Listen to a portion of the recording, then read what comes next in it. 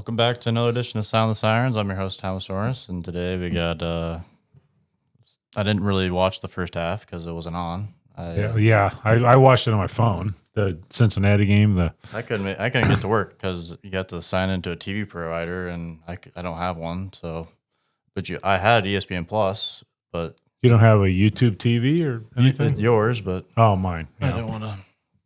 I watched. ESPN's got to figure that out. I mean, you can't go in. What was there? 7 minutes left in the first half when they finally came on. There was 5 minutes left when they finally put it on. I was listening to John Eric the rest of the whole time before it finally came on. But man, that's frustrating especially when you just came off an ESPN Plus. Probably one of the worst ESPN Plus performances of all time against UCF. Yeah, it's this Steve Lapis guy saying he's wet. What was that? No, I felt so old. I said somebody's got to know what's going on. That's not the first time he said that. It's because when you're it's like Splash, like that. Like we had three, it's like the Splash Brothers, like yeah. Stephen Okay, Clay. so that's the most logical thing I've heard so far. First time I've heard it. But yeah, every time he says it, it's just so cringy and yeah, it is. I mean, it'd be like he's either too old or not cool enough to say it. Yeah, but I don't know what the answer is. Anyways, it was a pretty weird, wild up and down game. There's more like 4 technicals in the game. Cincinnati, honestly, I kind of feel for Cincinnati because that felt like a game they could have snuck away and won that, but we got about every call.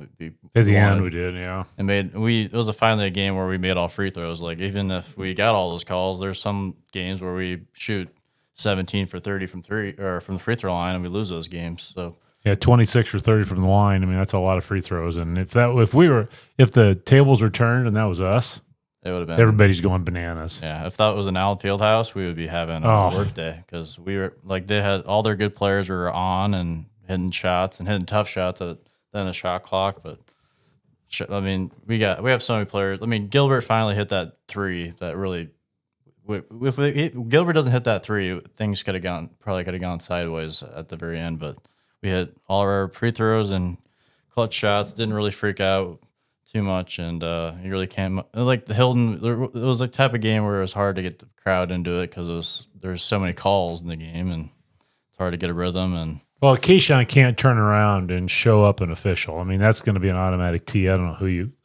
I don't care who you are. I mean, when you turn around and you're out there by yourself. I mean, and he's got a legitimate gripe though. But I've said all year. I mean, go back and listen to our old podcast. Is that he snaps his head back and throws his hair around on every time he gets any contact. And so now the refs don't know what to call. And so now he's getting frustrated because he's not getting any calls. And unfortunately, that's just the way it is. Tony Padilla is the ref that's gotten a lot of press about, the way he handled everything. I mean, and there's just so many technicals that you feel sorry for everybody. I mean, the guy that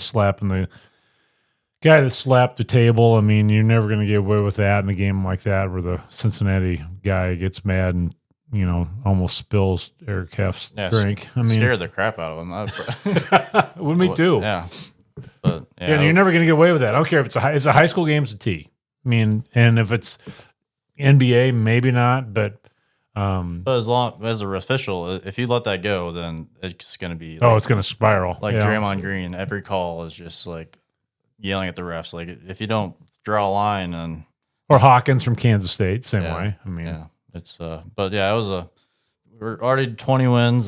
Just came out last hour that we're ranked back up to 8th in the polling, and which that's nice. And it came out that we're in a third seed. It came out on it was a Saturday or Sunday when they said that we're a 3rd seed in the NCAA tournament when the first ranking. And then one guy said we're a 5. Did you see that on Twitter? That's insane. Yeah, it's clickbait. Really clickbait because I mean, Iowa State fans are the ones that click on it to make them share because it's just all our outrage, right? And we're at the point where we're finally we have like our 7th best odds, 6th best odds to make win the championship this year. Like that is win it all. Yeah, yeah. It's funny. We probably have a better chance of winning it all than we do the Big 12. Insane. Imagine. Yeah, it's.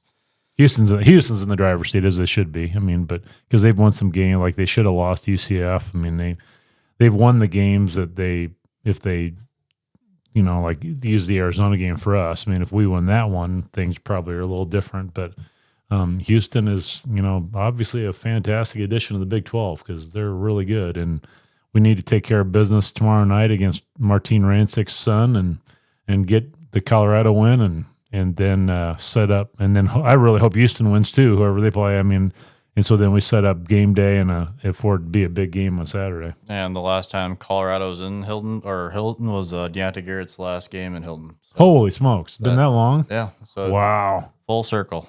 So they're having a rough year. I mean, after watching them in Maui, I didn't think they would be, a single win team in the Big 12 right now. I mean, yeah, they played decent against us the first time we played us, but yeah, I mean, their coach the coach that was coach against Deontay Garrett is still there. That coach, Ted Boyle. Yeah, he's still there. So. Tad Rudders, yeah.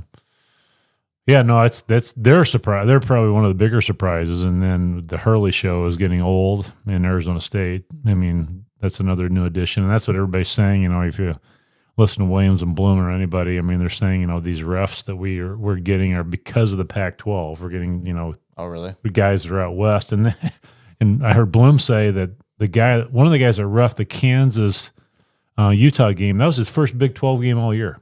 Really, remember we used to know these guys by name. I mean, Higgins and all those guys, and now there's every time it seems like we go out on the floor, we see some guys at least one guy we've never seen before.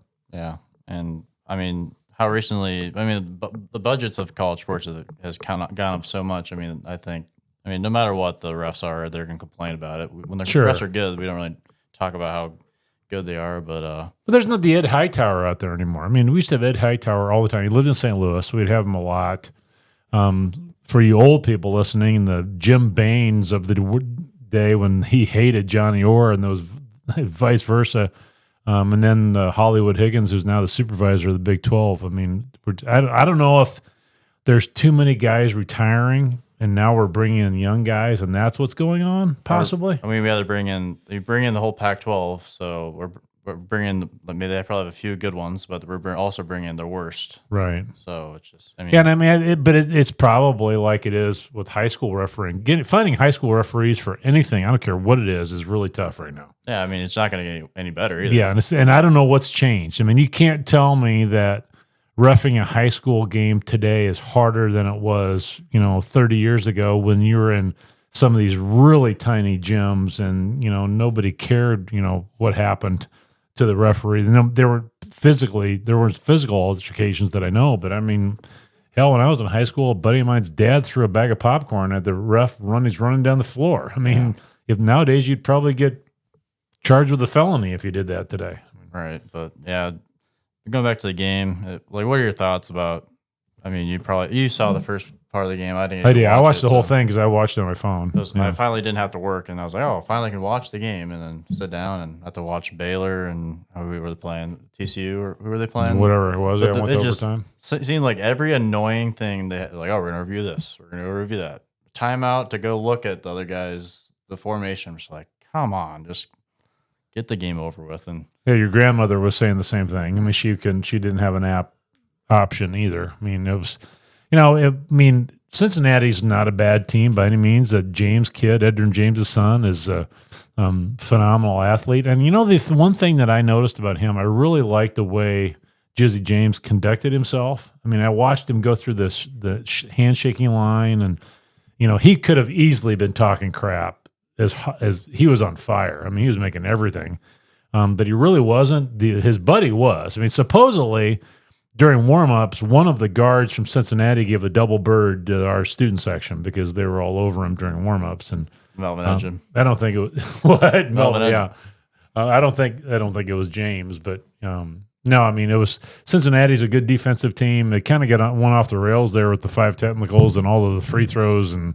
everything else. But yeah, it was a good win. I mean, we needed it. I mean, but it really started to feel like I said this to you possibly during the game. It started to give us a little bit of a feel of Kansas State, halfway through it. We just weren't playing that well, turning the ball over too many times. But Chatfield has shown up again. I mean, all of a sudden he's reasserted himself. He's playing really well. I'm getting a lot of the rebounds, and if you watch the TJ post-game press conference, he talks about the hammer and the dagger now. It's their new terms that they're using. Did you hear that? No, I haven't. So a hammer is an offensive rebound put back, and a dagger is kicking it out for a three. Okay. So those are the terms they use, and they're talking about Chatfield having the hammers. So the thing that is kind of a red flag to me, and I know this is anecdotal, but you go back and look at the really good Iowa State teams. We had a lot of dunks. I mean, think about Royce White years or Kelvin Cato or Pfizer, any of those teams that were, Royce's year when we brought in Chris Babb and Lucius and all those guys, we had a lot of guys playing above the rim, and we don't have that right now.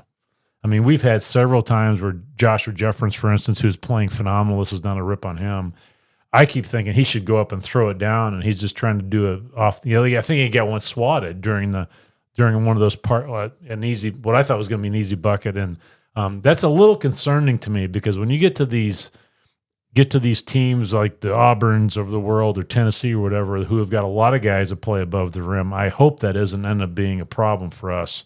When we get to some of these big time games, I guess we'll probably find out next Saturday. Yeah, I don't know. It's a weird college game. I feel like it's kind of I feel like the best teams going on right now are the ones that are the ones that don't have to turn over their team every year. Like I was listening to TCU's team; they have one returning player last year into this year. Like how is that sustainable?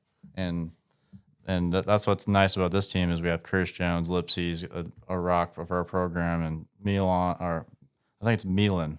Yeah, I don't know how either. I mean, I've listened to everybody. I heard Williams call him Milan one time. Milan, I think Milan is how I always pronounce it. But I should have asked his dad when I was in Lawrence. It's terrible because he's like such a I don't want to look back 20 years. Like we said his name wrong in every single podcast for his entire college career. Well, most people mispronounced our last name forever. Yeah. I mean, technically it's Orness, and you were called Thomas Orness the whole time when you were in high school. But I'm not leading a team to the Sweet 16. No, exactly. But it's just so we figured out a way to pronounce Momcilovic, but we can't figure it out how to pronounce Milan. Yeah, it's kind of crazy. But yeah, it's nice having him back because he just really opens up the confidence level for Gilbert. I mean, Gilbert's not really very consistent right now. Like. For the whole game, obviously he picks and chooses his spots. I just hope he can get. I think he's just kind of dinged up. Yeah, he's dinged up a little bit, and I wish we had the depth in the guard spot. That's why I wish we still had like the Jackson, Pavletsky in the world, so that we can just have some more rest for our guards, especially the way Lipsy's playing with a broken thumb. Which is still mind-boggling to me. Because when I heard he had a broken thumb, I was like... Oh, I thought he was done. It's like done. Because I saw the way he fell against West Virginia. I'm like, yep, that's a little different from where he usually falls. And immediately when it happened, he grabbed it. But I think, according to Michael, who's in medical school, he thinks he should have... It should be somewhat healed or where it doesn't hurt anymore by when March comes around, which that's good. Well, I think we need to give Michael a little more credit. Michael is actually an orthopedic surgeon. And so he this isn't like, he's not a student right now. He is, on the back end of his residency. And when he says it's just a pain tolerance thing, I believe him. Because he's seen it before. He didn't chat GPT it and just... No, he didn't Google it and Dr. Google, as some of them say. But yeah, so he said it's just a pain tolerance thing. So every time it gets slapped, and you see him wince or he's holding his thumb. You know how it is when you jam your finger. You always want to hold your finger. Yeah. I mean, I see him doing that every once in a while just thinking, man, I just hope he doesn't do something worse to it. Which in the game after the West Virginia game, I think it was the game where it had it all taped up, and I was watching the highlights as I do because I post them on YouTube. I just saw it was Jackson just hit Lipsius, like really wait. You know how Michael does when he just gets excited. He just hits as hard as he can. Right.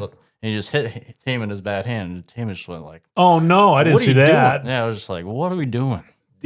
Deshaun did that? Yeah, it was just. Oh, I didn't see that. It was just a little moment. It was just like, "Come on, we need to." I know it's just like when you're in that moment, you're just like you're not really thinking. No, of course not. I mean, or in the game. Yeah, I mean, you have a guy with a bad shoulder and slap him on the shoulder and he winces. Yeah. I mean, I didn't see that. I'll have to go back and watch that now. But yeah, it's very subtle. But yeah, it's shooting 26 30 free throws and making 26 of them. Who would have thought that? We, especially the last month or so, we've been kind of struggling with consistency with the free throws. And Curtis was 12 for 12. I mean, yeah, That's Knights of Columbus free throw contest territory. I mean, it almost reminds me of that. Remember that one game, it was at Oklahoma. Tyrus just absolutely went off. We lost that game by 20.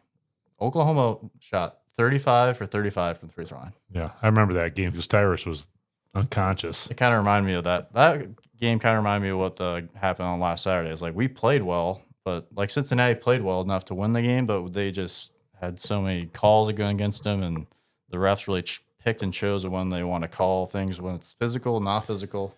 Yeah, and I guess I don't know what's going on. I mean, they kept talking about playing more physical, but it seems to me like they're letting a lot of the guard stuff go.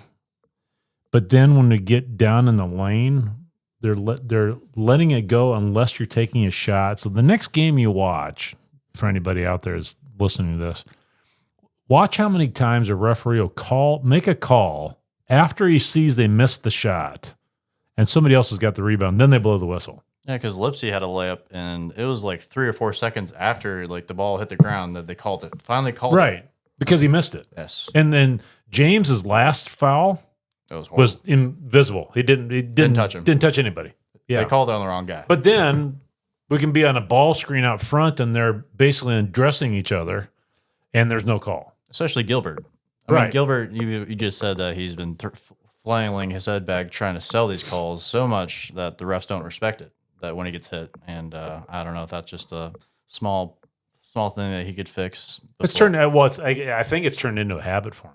I mean, he does it all the time now. Where it was something he'd have to consciously try to stop doing. But Curtis is starting to do it a little bit now too. He does it. He picks and chooses it though, and he usually gets that call when he does it because he doesn't do it all the time. Lipsy does too. Exactly.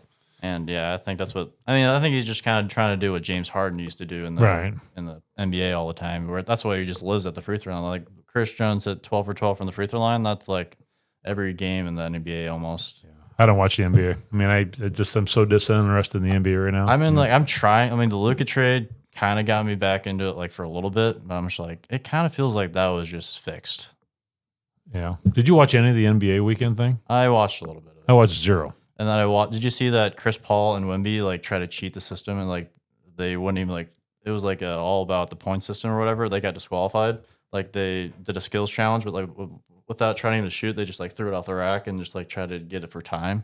They didn't even like try to make it or anything. So they're just trying to, yeah. It was just, and then LeBron says he's not playing in the game yesterday when he could have said that like three or 4 days before, which they could have added another NBA All-Star to actually play in the game yesterday, but he decided to not say that until yesterday. It's just a mess. Yeah. I mean, in fairness, like college basketball is kind of a mess too. Like I don't think every hype with it is it has to be like pushed. Like I don't think it's very like organic. Organic. Yeah. Like Kalen Clark like was organic with like getting right. Like we don't have that right now in college athletics. I don't know if it's because like Dickie V's like he's old. I mean, he's back, but like he kind of like held the push of like who's great, who to talk about. We just don't really have right now someone that we respect to that magnitude. Like you're talking, or Bill Raftery's on his way out. That can create like great things out of nothing, or like that's true. I just don't think. I think that's a very struggle bus of the ESPN and just college athletics in general. And I think it's hard for casual viewers to watch games and just like Hunter Dickinson. I thought he played for Michigan. Or like, yeah. Well, I mean, right. I mean, and then because you have to spend the first part of the year trying to figure out who is on what team every year. I mean, that's how we have football too. I mean, the kid that played for Fairleigh Dickinson or Florida Atlantic, was that the team that made the run in the NCAA? Yeah. He's playing for Arkansas. Really? Their point guard. Really? I didn't know that until I watched that game on Saturday. And there's an Arkansas player that used to play Kentucky, and it's just like, it was a random viewer just going to games, just like, it's just so hard. I can imagine being an analysis, having to study all these games. I mean, maybe that's why people don't want to do it anymore because it's so hard. I tell you what, I take Jess Settles every game. Yeah, he's great. Yeah, he's an Iowa guy, so he likes Hilton. I've seen him walking around Hilton before, and even though he's a Hawkeye, he looks like he's enjoying every minute of it. I'll take him and Fran every time. I would take Jess Settles and Brent Bloom every time. I mean, I think they do a pretty fair job. I mean, remember when you watch the old highlights and John Walters is doing our home games? That was awesome. And Gary Thompson was doing it. I mean, back with when we had the Cyclone television network or whatever they called it, and then it was just a, is that just luck though? Because we had Gary Thompson who didn't care about the money, or like he just did it because of the passion of Iowa State. There's not many people nowadays that will do it just for the passion of doing the right. Yeah, I mean, I don't know, and that was kind of the beginning of, a lot of the games being on TV. Like, I sent you a video. There's a guy that did a highlight thing of Iowa State dunks. And it's really kind of interesting to listen to the announcers because, like, one of them was Bill Raftery when we were playing. Jeff Grayer was playing. Bill Raftery's making the call, and we're at East Lansing, and that's when Grayer has that reverse dunk on going full speed, which is a phenomenal play. And then I think Jay Billis was on a couple of them. But I think that was the beginning. Getting back to your original question with Gary Thompson and those guys, I think that was when we were just getting a lot of the games on TV. Because if memory serves, that game with Michigan State was not on TV in Iowa. Yeah, it was just like it was Michigan State. Right. And that was before dishes, so you couldn't get a out-of-market game. So I think, Keith Murphy has done games before. We used to have the Old Milwaukee Lights, quick stat, they called it all the time, and I don't know, they make Old Milwaukee anymore. But so getting back to your question, I mean, I think, the ESPN has got to work on their product because, we have moments where, like for instance, we missed most of the game on Saturday. Then we have a replay of a pivotal play, and they never show the replay ever. They never do it. They're terrible at that. And how'd they get, like, it used to be way better back in the day than it is now. Like, how's that diminished so much? The CBS Sports Network is really good. When we get those guys doing our games, I think they're fantastic. Do you think it's just a pride thing, or I they just don't care? I have no idea. I have no idea. I just don't think. I think they have so many things going on, and they're cashing their checks that they just really don't care. And that's just my opinion. Yeah, it really shows. It shows on the product every time. Like, and we're on ESPN Plus all the time. And we're top 15. I mean, Kansas is too. Like, there's been many Kansas Iowa State games where it was like one of the best Kansas Iowa State games in the program, or it's series history, but it was on ESPN Plus. Yeah. Like the Caleb Grill game where we should have won at Lawrence. Speaking of Caleb Grill, I saw one bracket that had us the second round game playing the winner of Drake and Missouri. Could that be a worse draw for us? Yeah, because if that happens. Yeah. You have Drake, who thinks they're disrespected by us because we don't play him. And then Caleb Grill gets booted from Iowa State, and then I don't want any part of that matchup. I don't think he has any ill will to Iowa State at all either. But he'll still be jacked up to play. Right. I mean, and they have Terrence Perkins too, or Tyler Perkins too, played at Iowa too. And I like how I turned the Missouri game on and they're back because they should be in the Big 12. There's many times where I turned on and because they left the Big 12 saying SEC in the Big 12 championship game after they just won and beat. I'm not sure who they beat, but. Then after that, they just fell off a cliff, and then now they're kind of back to where they used to be. Who's their coach? I'm not sure because it was Kwanzaa Martin. I have no clue. A while. I don't know who that is. They probably have had at least 3 or 4 coaches since they've left Big 12. Yeah, I really that was always a fun matchup. It's the home of the Larry Stacey controversy, and Norm Stewart had all sorts of moments with Iowa State and Ames and. Johnny Ornham, had all sorts of moments. So yeah, I would gladly pick any of the teams that are long ways away for bringing Missouri back. I mean, can you imagine playing at Missouri this year? How many Iowa State fans would have been there? Yeah, right. And we had a lot of fans at the UCF game for crying out loud. Yeah, get rid of UCF and basketball, just have them for football, or I don't know. I think eventually the cards will get shifted again, and maybe it'll make sense because just flights doesn't make any sense. Yeah. It doesn't make sense, especially if football doesn't make as much money as they do now. Like, I think, do you think college football has peaked in the money's side or not? When this whole thing went down with the SEC, and the Big Ten and Texas and Oklahoma moving the SEC, and everybody's talking about these power conferences, it just came out. Josh Pate just put out a thing saying, and I haven't read it yet. I don't know if you've read it, but saying how the SEC and Big Ten have basically taken over control of the college football playoff. Did you read that article? No. Yeah, I haven't either. I mean, I need to go back and read it. But if that ends up happening, where it's just those two main conferences are pretty much running the whole show for college football, I'm out. I mean, I'm not gonna be interested anymore. Which is very. I mean, that's what they're dealing. They're playing with fire with the Midwest and the western part of the whole state, because I think there's going to be a lot of people who don't care anymore. I mean, there hasn't been a national champion west of the Mississippi since Texas in 2005. So, I mean, yeah, they are playing with fire, because you could turn it into, you see Montana, who is a FCS team that has a really good following. UNI, when they're good, has always had a good following, but it is not putting 60,000 people in a stadium like we do. I mean, they need to keep the Big 12 relevant with all of this, just for market share, if anything else, because you got more eyes that are going to watch TVs. I'm just glad that we are in the spot we're in right now. I am too. I mean, we talk about it all the time, but we just got to keep it. You got to be appreciative, because like people give Jamie Pollard crap all the time. Is like, why? You don't want a bad AD. No, we had one. Bruce Vanderbilt is a good example. We've had Jamie Pollard take away the Steve Prohm hire, and I don't know, people. I think Paul Rhodes is a good hire too, and you can't really complain much about what he's done. Chiswick was a good hire at the moment. I mean, he was the hottest D coordinator in the country, and we got him to come to Ames. If he stays a couple more years, I think he turns it around just based on talent. A lot of Paul Rhodes is. He's had a couple swings and misses. I mean, Greg McDermott is still a really good coach, but it was a bad fit for Iowa State. But right now it'd be much better. You're right. Yeah, he's a top 30 coach. Yeah, I mean, the NIL probably helped him. I mean, I don't know. I mean, I still think that most people are right saying, the NIL has really leveled the playing field with college basketball, and we're one of the beneficiaries of it. I mean, we're getting guys. That's a good question. Is that these guys that we have now, do they end up in Ames outside of the NIL era? Probably not.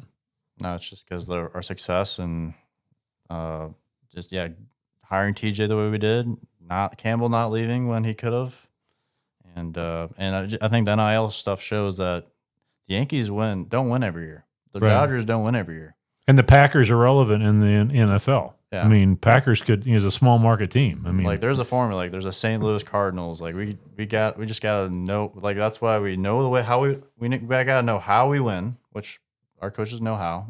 TJ has a system, he knows how to win. So does Campbell, and we just need to keep them together as long as possible. Because this is gonna be interesting to see with Iowa in the next 5. I think the next 10, 15 years for Iowa and Iowa State are gonna be pretty darn interesting, because Kirk's gonna be gone, and they got to replace Fran. Yeah. Is Fran going to survive this year? And I don't think so. I got that written down. They were leading by 4 at halftime at Maryland, and then they lost by 25. Yeah. And I think there's a bunch of Iowa fans. Don't they have a bunch of guys out, though, too? Iowa, yeah. The best player's out. I can't remember his name. The White Post. I know what you're talking about. Yeah, but yeah, I mean, this is an Iowa podcast, but it just I think it kind of goes hand in hand where we want them to be well. We want them to be good too. We can't be like what Todd Licklider days are. And jeez, and I think that's some brutal basketball. You combine Prom and Licklider. And imagine being Iowa State and our men's basketball team is getting 10,000 to 8,000 less people coming to your games than your men's team. That's crazy. That's incredible. Yeah, the interest is there, but which I'm just glad that Bruce Pearl's in Auburn and not anywhere else, because could have easily been in Iowa City, because he would have success there and yeah. Okay, so with one of you guys, everybody's screaming about Bill Self in Kansas right now too. Do you think he would jump ship and go somewhere? I don't know. The amount of money they're probably gonna have to pay him, he doesn't need the money anymore. I'd probably just be a TV analyst, and I think he'd be great at it. Yeah. Oh, I know. There's no doubt he'd be good. He'd be great at it. Which I don't know if he would want to do that, because that's just a whole other ball game. But yeah. Well, Fran Fraschilla is obviously, he's really good at what he does. I'm sure he's making at least what would have made as a Division I coach, and. Yeah, I don't know. I mean, getting back to Cyclones, we should take care of business tomorrow night. I don't like this when we're favored by 1 million, which is probably going to be an 18-point spread tomorrow night. I don't know. That's way too many. But probably be the same as the temperature outside. Yeah, that'll set us up for that'll set us up for the Houston game next Saturday, and then we got the following Saturday we play Arizona in Hilton. So we got some big games coming up that we can really, Michael has always said, we hope we're playing our best basketball when we hit the Big 12 tournament, and that could easily be happening. I don't think we're playing that well right now. I mean, I know we put up 81 against a pretty good Cincinnati team, but we had 18 turnovers or whatever it was, and we got to obviously clean that up. But I just think we have another gear. I mean, we just seem like sometimes some of the passes we're making, we feel we're doing things a little beyond what we're capable of. If we just tighten things up a little bit on the offensive end, the 18 turnovers is 18 possessions, for crying out loud. I mean, that's a potential of 54 points. I mean, if they're all 18 of them are threes, I mean, that would never happen. But I'm just saying, anytime you throw the ball away or dribble it off your foot and it goes out of bounds, that's one less chance to score. And the thing is, it's not just one person. I mean, Gilbert's been doing sloppy plays. Lipsy throws it out of bounds. Like, he did that like 3 or 4 times where he just threw it to no one out of bounds. I don't care what you guys say out there. I'm going to go to my grave saying this. Because of the damn Cardinal out, right, and we have the red jerseys on. If there was a team meet, like a boardroom thing, you just go up to the stand and just start yelling out Jamie. And I don't get it. I mean, as soon as he threw that ball to one of the guys on the bench, that was the first thing I thought of. So if you were the marketing team, then what would your idea be? Wear the white uniforms. No, I'm saying as a fan, like gold, so red out, but wear white uniforms. Correct. Okay. Or the gold uniform. Which we've done that before in the past, I think. Yeah. I mean, I just don't. I mean, it just so if you're a hitter in baseball and you have to hit this white ball, they never let you have a white background behind the pitcher in the major leagues. If you look at any stadium, behind there is always a black background behind the pitcher when you're looking at the perspective of the hitter, and there's a reason why. So you can see the ball easier. And so when you're basketball, you rely on your peripheral vision a lot. And I remember I was at Bobby Knight's clinic in Indiana one time, and they're doing a drill, and all of the coaches are wearing the same color as the players, and Calvert Chaney throws a pass to one of the coaches on a fast break because he happens to be standing there in the same color uniform. And everybody thought Bobby Knight was going to flip out or anything, but it's a similar thing. I mean, when you're on the floor at court level and all of the background is the same color as the guys wearing your uniform, it's just open. I don't care if it's just one. If it's one crucial turnover in the game, it can be a game changer. So I'm not going to belabor that point. I mean, I've said that a million times, the white out and the white uniforms, but I think we turned the ball over on the road just as much as we correct. Did. I'd get that, but we don't turn it over 18 times. And it's also, and I'm not saying we're having 18 turnovers because of that. That is not my point. If we have 2 because of it, it's too many. But as a passer, you should, before you pass the ball, you need to know exactly where you're going with it. And I don't think we're doing that right now. We're doing. I mean, Jefferson's doing no look passes.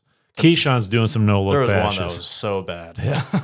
Wasn't even close. But that's what I think. I think we're feeling so good about ourselves right now. That's what teams do. Is that when you're feeling really good, sometimes you do things that are just a little cocky, just a little bit beyond what you sometimes should be doing. And I think that's an easy fix for TJ. I guarantee you they're talking about that at the film session. I think it could happen Tuesday night again, where we end up being a little sloppy with the ball. But I would almost guarantee you Saturday when we go to Houston, we're gonna be so dialed in that we have 10 turnovers or less against Houston.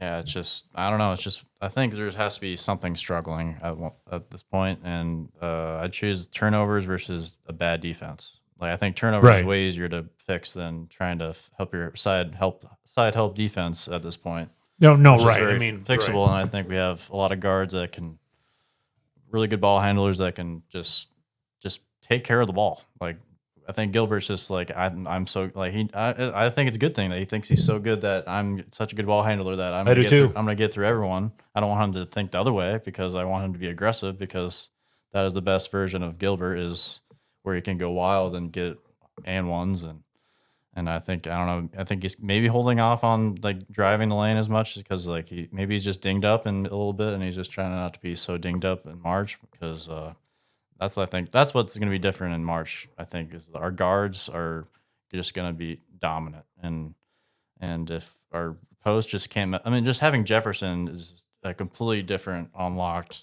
thing we didn't have last year because when you threw it to Rob Jones, it wasn't like go to the rim. It's like we have Jefferson, and honestly, Jackson, I think he just needs to accept the role he is in right now and not do too much. And I think every time he tries to do a little too much, I think that's when he just gets taken out. He didn't play many minutes as he honestly probably thought of he would have this year. Just when he dribbles it more than 2 times in a row, he's in trouble. Yeah, and he's been doing a good job, and I think he's good on defense. But I think there's another level that he can have a more consistent. And thank God Chatfield's turnaround because I was kind of worried that he was gonna just go back to the abyss of just like I'm not very good and I don't belong here. But he's same effort. And he died every time there's a loose ball. He is on the floor. I mean, he's gonna hurt. He's gonna kill somebody by diving on the floor. He's so big. But yeah, he is the Iowa State type player. Blue collar, a lot of Jared Holman in him. But everyone not as skilled probably as Jared, but I mean the way he was playing before is like he is going to be Jared Holman. It's like oh no, like his best version maybe is like the touch of Jared Holman, but like we always just make him like crown him like as a old Cyclone versus like he has to do that consistently, and especially in the Power 5 conference is a lot different than where these transfers are coming in from. Right. And I think thank God we beat Texas Tech the way we did. Because that's a huge win. Huge win for March. And if we don't get time added on, that Jefferson buzzer beater is just the same as Milan and last year against Baylor is just on his fingertips. But thank God that went in because having that and the Arizona game, that would just suck. That would kind of feel like the Tyrus McGee senior year where we just lost those games. But there's like a couple games where we could have just won. But yeah, it's just kind of nice that Kansas basketball is kind of falling apart, and honestly, I just kind of enjoy it because they cheated and won the way they did for decades, and everyone can do it. Yeah, I mean, I think they're. I mean, obviously they're struggling in the NIL era because they're not reloading like I thought they could.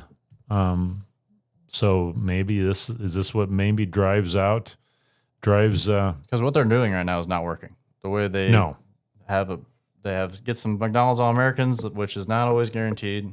Like, I hate to use Omaha Blue as an example, but there's gonna be there's a lot of players that are really giftedly talented in high school, but there's a different version of that in Division 5. Oh, there's a lot of McDonald's All-Americans that if you pulled up a list you've never heard of. Right. It's just because they're so athletic, built that they just dominate, but Kansas is not getting the Joel Embiids of the world, the Andrew Wiggins of the world right now. They're just really not hitting those type. Like AJ Storr, like he was supposed to be like a guaranteed. Like they think that we're gonna just pick off like these great players on teams that are already working.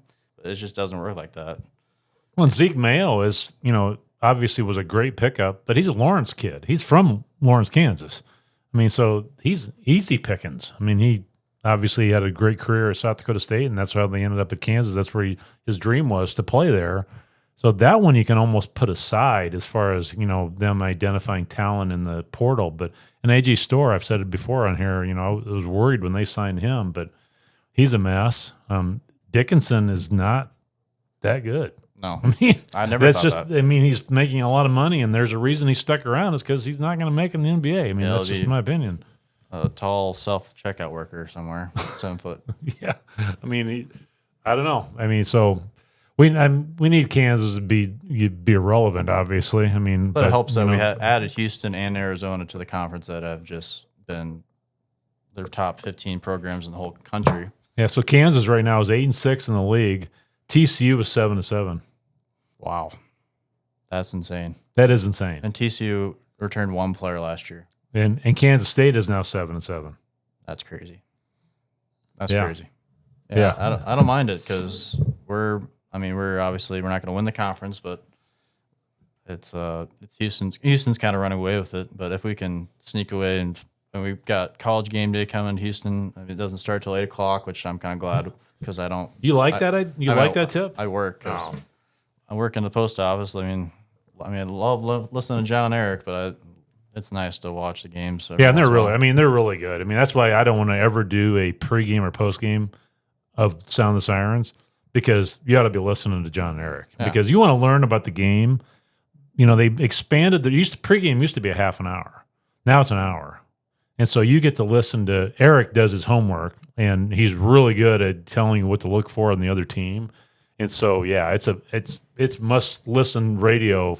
And you use the Varsity app. You don't even have to create an account, and you can listen to John and Eric through your phone. It's pretty easy to pause it and time it. It's a lot easier than it used to be. And I actually went on Amazon about an $18 old style phone for your grandmother and one for us. And so we get the broadcast on the local stations, and it's a little easier sometimes than your phone. But John and Eric do a phenomenal job. And they grab one of the coaches and talk to them, and I was listening to them interview Eric Crawford, who Eric Crawford played at UNI with Brooks McCowan, and I'm 90% sure Eric came to camp when I was running camps because Brooks was my guest speaker at camp 2 years, and he brought Eric with him. Yeah. And Eric didn't say much, but he was saying how when they got Jefferson, they really thought he'd be pretty good, but then they did 2 workouts with him over the summer, and they go, "Holy smokes, he's a lot better than we even thought he was going to be." So Joshua Jefferson is a example of having relationships because he's a Vegas kid. He had a relationship with Keyshawn, and so that's kind of the way TJ's doing things. He's just figuring out a way to use his connections to get players. And thank God Joshua's playing for us and not UNLV, because UNLV wanted him bad. I think I'd compare him to like Deontay Burton, where it's like, how did we sneakily get him to come to Iowa State, where he was flew under the radar. Obviously, he was injured last year, and that really helped us. It did. And the relationship part was, we didn't even mention that we got that. I don't know how to say his name. I'll just say it's the German recruit from. I have no clue how to say it. The German recruit, obviously TJ. He's signed already too. Yeah, he's 21 years old. He has 3 years to play. Just watching his tape, I would compare him to Jackson Vroman. Yeah, I would say a more skilled Jackson Vroman. Jackson was pretty raw. Yeah, he didn't really. Jackson Vroman really hadn't played much basketball growing up, but he ended up being a pro. So I think he has a great chance to come in. Obviously, there's a lot of coming to America, and that whole transition is going to be the whole thing. And the Bateman kid from Wisconsin can shoot it. It's coming in. Yeah, he looks good. So he's coming next year, right? Yep. Yeah, we have a lot of. Yeah, obviously it's a long ways away, and we have a great team now, but it's just nice to know that we have pieces already had in place for next year already. Before like the end of the season, where it's all wild west and every player can leave, and getting shooters is got to be a priority. Obviously big guys, because having Deshaun and Chatfield is monstrous. But you think Josh Dix would ever come to Ames? Who? The kid, the really good shooter for Iowa. I don't know who it is. You don't even know who it is? Okay, never mind. I think that's his first name. Is it Josh? Yeah, I don't know. He's a white dude, probably. Yeah, he's a really good shooter. I'm not sure. I don't really watch Iowa that closely. Yeah, they're in. To be in the Big Ten, you have the bottom four teams in the Big Ten don't qualify for the Big Ten tournament. Yeah, they should have their own tournament. Those 4 teams. Yeah, so Iowa is 5-9 in the Big Ten. Rutgers is 5-10. That's a different level. They're really close to not making their own conference tournament. There's a lot of years when McDermott era and Wayne Morgan era, where I wish we did. Yeah, right. I was like, all right, just end the season. It's over. Yeah. And then we'd always go play. I think we usually play Oklahoma State and lose to them. Yeah. And boy, Oklahoma State got housed too, didn't they? Yeah. Talk about a program that just completely fell off the face of the sun. You know what they're not going to do is go out and get Doug Gottlieb to be their coach. No, he's struggling. He is really struggling at UWGB. Yeah. Yeah, it's just it's interesting times to be a college basketball fan, and it's fun. You and I have talked about this a million times. We've lived through a lot of bad years, and we're in a golden age of Cyclone basketball right now. So we just need to enjoy it and pump up Nate Heisey. We still need Nate to be a threat from the 3. And I'm kind of struggle with like I want March to be here, but I want to appreciate this team as long as I can. Like there's a balance, and I think if these teams that weren't coming to Hilton weren't as like we would get Cincinnati, like the Colorados of the world, I feel like it was Arizona coming. Obviously, Arizona still has to come in, but if we could just like I don't know. I feel like our conference is good, but I think there's still a lot of room to grow. Sure. I think Cincinnati can grow into a program that could be pretty good, which they're just really not right now. When Bob Huggins used to coach there, and they were really good back then. I mean, we played them in the NCAA tournament back in the day. But I just think it's exhausting. Just talking about college athletics is exhausting. I couldn't imagine trying to do it like recruit around the clock. Well, the portal thing is the crazy thing for coaches. I mean, they've got to be a GM and decide and judge talent in like 2 weeks, whatever the portal is. You have to recruit your own players along with the players that you're trying to. You have to project who you think is going to leave. I think that's kind of maybe that's why we're so good at TJ's talking about with them throughout the whole season, maybe, and then we kind of know at the end of the season so we're not just blindsided because. Well, I would almost bet you a lot of money that it's really changed the way they hire coaches, because it's almost like a corporation has to have a sales staff. Corporations that don't have a good sales staff don't do well, because that's the front line of any business is sales. They have to be able to get people to buy your product, and so having what you just talked about, having to recruit freshmen in high school or juniors or sophomores in high school, plus your own team. That you want only players that you want to stay, plus identifying people in the portal.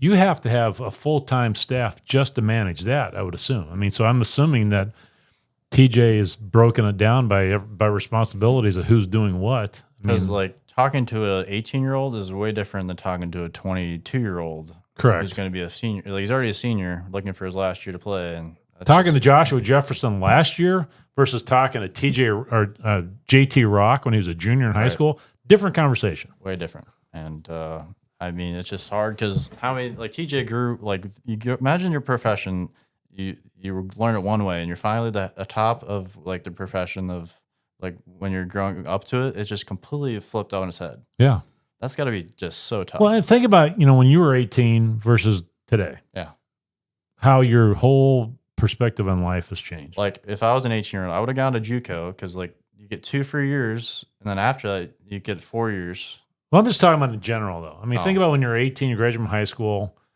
By the time you're 22, your life perspective has changed so much. I mean, most people don't think about having kids when they're 18.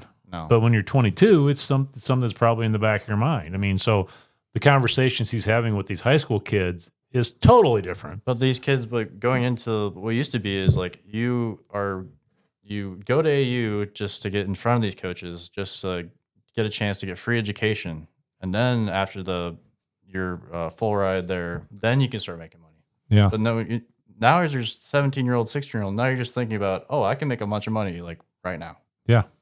And I think that is just a weird shift to have, and I hope a lot of these young kids have a lot of great people in their lives to put them in the right direction. Yeah, I do too. Because like there's gonna be a lot of 6-year-old men someday looking back of like, if I could have just saved.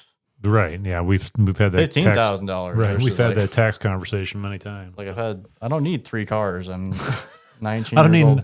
All my buddies don't need the brand new Xbox. Yeah, and like then there's a bunch of people. Then it comes family. Then like, you're on the payroll. Like it's just like a whole thing. Like that's why so many NBA players and NFL players went broke before they started getting paid. Yeah, $50 million a year. I watched Memphis play yesterday. I wonder how much Tyrese has ended up making from all of his travels since he was in Ames. Yeah, I don't think he's struggling at all. No, I mean he looks really. Man, he can jump. Holy smokes, he got a rebound yesterday in traffic. Man, it looks like he came off a trampoline. Holy Are you talking about Tyrese Halliburton or Tyrese Hunter? Oh, okay. I watched him play. Who did I say? I thought you were talking about Tyrese Halliburton. No, I was talking about Tyrese Hunter. I mean, I watched the Memphis Wichita State game. They got beat at Wichita State yesterday, and he came in for a rebound. And man, it looks like he came off of one of those little mini trampolines. He went up in the air so high. I mean, he plays with a lot of confidence, and he's pretty calm. He doesn't talk to the refs much. I mean, but if I was an Iowa State fan, I would never put any it was the whole facade of him going to Texas. Yes, it was a thing, but it's over. Right. No more negative energy going towards him. Did he go somewhere between Texas and Memphis? No, just Texas to Memphis. Iowa State to Texas. And this is his second year in Memphis? Yes, I think. Yep. Is that right? This was last year in Memphis, if I remember right. Yeah, I don't remember either. Yeah, well, we only have we have 3 more opportunities to watch this team in Hilton, and it's going to be a cold night tomorrow night, so you can probably get tickets fairly cheap. If you haven't been to Hilton yet this year to watch this team, you need to get there. I mean, there's a row behind the Iowa State bench in the top row of the balcony that seems like it's always got seats available. If you're sitting on the side, the top row in Hilton is not a bad seat for what you can get one for. So you got Colorado tomorrow night, which we should hopefully take care of business. Then Arizona, BYU, and the next 2 home games. Obviously, we have Houston and Arizona State. Did you see Oklahoma State between that? But did you see Terrence Shannon? Oh my God, that was so funny. I was like, imagine if we finally, we were like, all right. I know where you're going with this. We bitched at retiring all these people's jerseys, and then we have Marcus Visor and Tinsley on the same day, and they do theirs, and it's upside down. Oh my gosh. Yeah, that was hilarious. That was just, I couldn't. The AD had to go to the press conference afterwards and apologize. Before even the coach got up there. As a parent, how mad would you be? Just who I wouldn't get mad, and they're still going to fix it. I think it was really funny. Somebody just attached the wrong end of the banner. In a weird way, people are talking about it more. Right, yeah. People didn't really. No, most people didn't even remember who Terrence Shannon was. But this didn't happen. Is he in the NBA? I don't know. Why was he? No, it's All-Star weekend. So, yeah. But when I saw that, I'm like, Terrence Shannon is just good enough to have his jersey retired, but we still have a bunch of players that should have at least recognized. But we'll be beating that drum. Or if that's the only thing we complain about our Jamie Pollard. Things are okay. Things are right. Yeah. But I'd still love to see Jamal Tinsley, Marcus Visor, George Niang, Monte Morris. Yeah, there's a long list. Am I missing anyone? Edgem. You think Edgem is? I don't know. I mean, he was a Big 12 Player of the Year. Went to the Sweet 16. Does he have Does he have the single game scoring record in the Big 12 in Hilton right now? In Hilton or the Big 12? I think whatever one against TCU when he went off that game. Remember? Yeah, I'm not sure how many did against Iowa? That one player that Lefester? Yeah, Lefester had 54. Yeah. No, so he didn't. He doesn't break that yet. But yeah, it's just I thought that was hilarious. Talk about a game with not much defense. Yeah, no, that was funny. It was funny. He just played against us last year, right? Yep. In Omaha? Yeah. But it's just funny how fast schools just make a decision. All right, Luka Garza, you're not even a year you haven't even played at Iowa. You're getting your jersey retired. Yeah. Caitlin Clark. Caitlin Clark makes sense. They should have done that before she left. Yeah, I mean, she should already have a statue. Yeah. The amount of it's still hilarious watching her brother show up to all of these events. Yep. Doesn't wear a Hawkeye shirt. Yeah, it was holding up all the PATs and field goals during the Purdy era, and that's what I think. That's why Iowa State fans just like to nag on the Caitlin Clark stuff. She's like, she should have been a Cyclone. She played all Iowa Tech. She drove from Des Moines to Ames. Yeah. How many times? Oh, I can't imagine. And she didn't come to Iowa State, but Lisa Bluter is a good coach. I mean, and so is Fenley. I'm not dissing him at all, but I mean, I'm sure it was just a relationship thing. I mean, and because you have to be the right personality to play for Fenley. I mean, but the thing about Caitlin Clark, she doesn't really crap on Iowa State like a bunch of other. Not in public. No, I'm sure she does behind the scenes. Probably, yeah. Which I think it's weird to see Tyrese Albert and they're Conor McCaffrey. I think they're kind of friends now, in Indianapolis. I don't agree with it, but yeah, one of the guys that Will ran that Ironman last summer in Des Moines, and one of the guys he got to know there is friends with Caitlin Clark. Oh, really? From Dowling, and he said something. I think he's got a Clarion connection. Remember right? And I'm probably screwing up the story, but he ran into her one time, and he's wearing a Iowa State shirt, and Caitlin looks at him and goes, "Nice effing shirt." Whatever this kid's name is. I mean, so she's pretty loyal to the Hawks, which she should be. But it would have been nice to see her in Ames. Yeah, but all right. Well, we need to get Colorado. Man, it is going to be a long walk from the Jack Trice parking lot to Hilton tomorrow night. So bundle up. It'll be safe. Get that. We need to get out there though. I mean, like I said, we got 3 more opportunities to watch these guys live in Hilton, and it's a possibility of being one of the best teams in school history. It's just I just hate how it's all on this March. all of it's on one game, and Yeah. one game and the next. Because if we lose in the first round, like the Tinsley's UAB, senior year, we don't. Hampton. Yeah. If you ask a random Ohio State fan about Tinsley's senior year, they think it's a disappointment. But we won. We didn't lose in Hilton. We won the Big 12. Yeah, and all the analytics stuff. You compare eras of teams. The fact that they never lost in Hilton and they won the Big 12 outright. They never lost to Kansas. Yeah, never lost. Yeah, they won the Big 12 outright 2 years in a row. I mean, you don't need analytics to look at that. But I don't think that team gets as much respect as they should. I know they recognized them. I still can't believe we did it the second year. When Pfizer left and we brought in Mike Nurse left and we bring in Tyree Pearson, and Paul Shirley was healthy then. He didn't play much the year before that, but losing Pfizer alone, I mean, he's a lottery pick, and Tinsley carried those guys. Brought in Shane Power. Obviously, Shane Power was a huge part of that game. Jake Sullivan was a huge part of the team, but I don't think Shane would argue that Marcus Pfizer is a little better athlete than Shane was. Was Adam Hluska come that year? No, he was the following year. Yeah, so I still can't believe we did it. I mean, when we lost all those guys and Tinsley pretty much put us on his back and got a lot of help from those other guys. But it's a mind-boggling accomplishment. I just think it's because he missed the layup at Hampton. Yeah, and then that's right. The Larry saga after that. Yep. That's why. And that was quite a while after that, though. And then when Tinsley went to the Pacers, he didn't. Obviously, it was like the Mouse and the Palace, and I think he had some other legal trouble. But is that why? I think that's why. I don't know. I have no idea. There was a stain on that, and then we have not let that go. Yeah, I don't think the Indiana Pacers thing or anything else has anything to do with it. I mean, I don't know why. I mean, he didn't come back to the reunion. He won't even. I've never heard him interviewed talking about his Iowa State year. I'd love to have him on this because, geez, he was walking on water in our house when he was around. I would love to have him come on here, but I don't know. I mean, somebody knows the answer, but obviously we're not going to find out unless we know somebody that talks to him. But we just need to. I think it's a thing we need to get it done. Like we need to recognize them. We need to have Pfizer and Tinsley come back on a separate event. Just to celebrate them. And we don't know. Maybe they have reached out to Tinsley to do it, and he won't come back. Who knows? I mean, he's been back. He's been in Ames, hasn't he? Yeah, he has. Yeah, okay. Well, that's wrong. Delete that. He has been back since Ames, but he came to one of the reunions, didn't he? Yeah, he just hasn't came back to a game. Okay. All right. Well, I would love to have him. I mean, he's an all-time great. I mean, best ball handler I've ever seen. I don't think it's close. No, it's not. I think it's probably Tinsley, Kirstensen. Go back and watch the highlight of dribbling up the clock against Missouri, or Colorado. That was Missouri. It's Colorado. Colorado falling on the ground and does a one-handed no-look pass to Paul Shirley for a dunk. I mean, my favorite. You imagine if Paul Shirley doesn't catch that pass. Yeah, I know. Or he misses the dunk. Tinsley would have freaking beat him up right in there on the floor. Yeah. Yeah. But everyone get back to Hilton and enjoy the season because it's going to be over before you know it, and we're gonna. I mean, just like we'll be 20 years from now talking about Curtis Jones and Gilbert and Lipsy with a broken thumb is crazy. Leading us to be a 2 seed in the NCAA tournament, possibly. Yeah, so if we put the Band-Aid on the forehead for George Niang, we ought to be able to, maybe the student section needs to start wrapping their thumb or something to honor Tinsley. But Lipsy's going to get his jersey retired. Lipsy, sorry, not Tinsley. Lipsy, yeah. Lipsy's going to get his jersey retired. Yeah.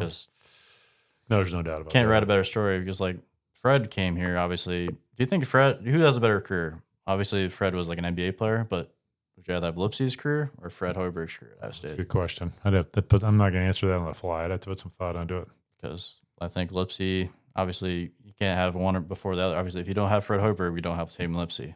Well, I mean, the one thing that kind of gets lost in the shuffle with, the Fred Hoiberg years is he had Hurl Beecham, Lauren Meyer, and Fred, 3 of the best players in the state, came to Iowa State then.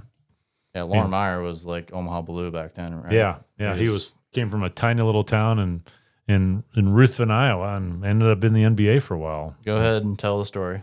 What story? About him. He one of his last games. Yeah. So I know I'm going to screw this up, but supposedly his last game, he was carrying his team, and he had 4 fouls.